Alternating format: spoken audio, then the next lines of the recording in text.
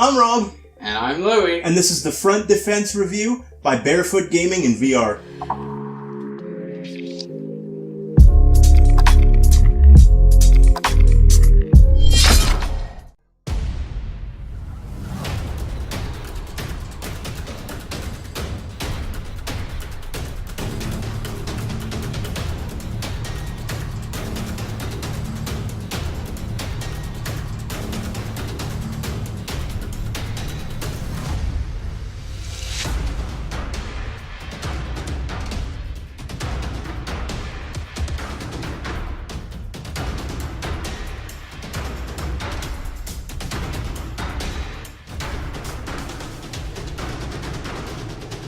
Saw a little bit of a trailer. Louie, what's the concept of the game?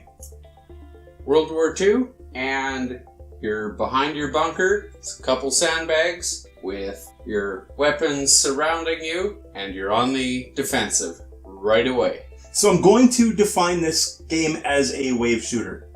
I don't know, it's only 180. They only ever come at you from the front or the sides. And I'm going to disagree with them a little bit. There were no distinctive waves. Once the fighting started, there were spots where it slowed down just a little, but there was never a complete stop and then the next wave. They were coming from 45-ish degrees. All around you, yep. Maybe 90 degrees. They were just coming all the time. There was no set stops. I wouldn't classify it as a wave shooter. There were no set stops, but you never move forward. It's always just a group of enemies coming at you, and then another group of enemies coming at you, and it staggers. But I guess we just disagree on the terminology a little bit. But you stay still and everybody just keeps coming at you. That's the point. Would you have wanted to run into that group? Not at all. Nor would I want people attacking me from behind. Because this game is crazy hard. It is. And we'll get more to that later, because there's some frustrations that we're reading about online, and the game doesn't explain something very well. But we will. Yes. Weapons. Louie. You have a pistol that I never used at all. It's too slow. It's not powerful enough. Garbage. Don't use your pistol. Your submachine gun is the tool you use the absolute most. Little bit tricky, loading your clips all the time. Sometimes they don't enter your hand, and you're trying to load with nothing while there's 3 guys in your face. And son of a gun, if you ever drop a clip mid-load, just don't pick it up off the ground. It's not worth fumbling for. Grab another clip out of the box, or grab another one off your hip if you still have any left. Because picking it up off the ground is a lost cause. Also, a grenade launcher, which is awesome. I don't know how else to describe it. You can kill 5 or 6 guys if you hit the right grouping at the right time. Grenades that you can either pull the pin out with your hand or with your teeth, which is just putting it close to your face. There's also a machine gun, automatic machine gun in your nest. Right, I forgot about that. I found it clunky and difficult to use.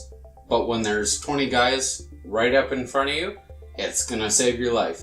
Now let's get to the point that I was reading about online, because we were feeling a little frustrated as well. Yes, we were like, this game is crazy difficult. How in the world do you beat the first level to get to the second? As there are 3 missions. I'm going to call them missions. I don't remember what the game calls them.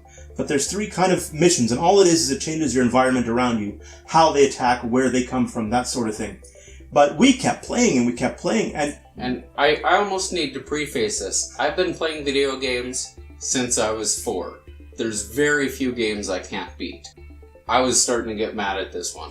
Eventually a tank will show up, you blow that up, you figure out where the guys are coming with the bayonets, you kill them, you keep going, and all of a sudden you're overrun and they kill you, and it's like, I can't get to the end of this thing. Yep.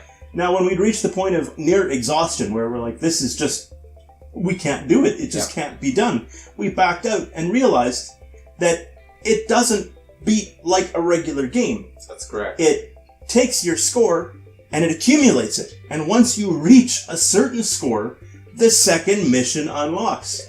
Same deal happens with the third. You just keep grinding. That's the trick. Now let's get to the actual review of this. This game is $21.99 Canadian. That is not a sale price. That's just what it's going for. It's available on Steam. I think you can get it on Vive port as well, because Vive was the studio that produced it. To my knowledge, this also works with Oculus. Out of 5, how many exploding grenades at your feet out of 5 would you give this, Louie, and why? I would give this a measly 2.5, which is sad for me to say because the visuals were really good.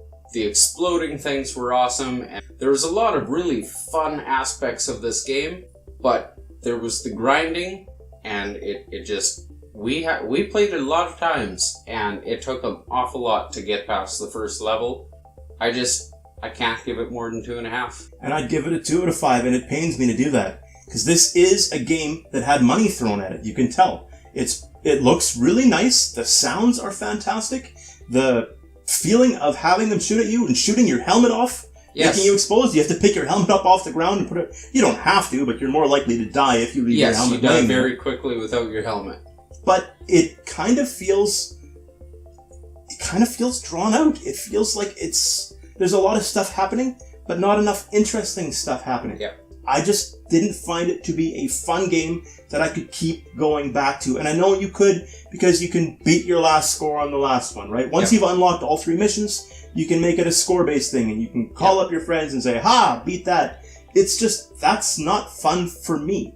Yeah. I think if they could have made this multiplayer, and cooperative multiplayer, so you'd have multiple people in the same defense area. If I knew Louis was in VR right beside me and he's covering my left, then all of a sudden I got a tank rolling up and I'm screaming at him, I think that would have added a lot to it. So that's Front Defense in VR, reviewed by us, Barefoot Gaming. We love to hear from you. Let us know what you think underneath the window Medili here.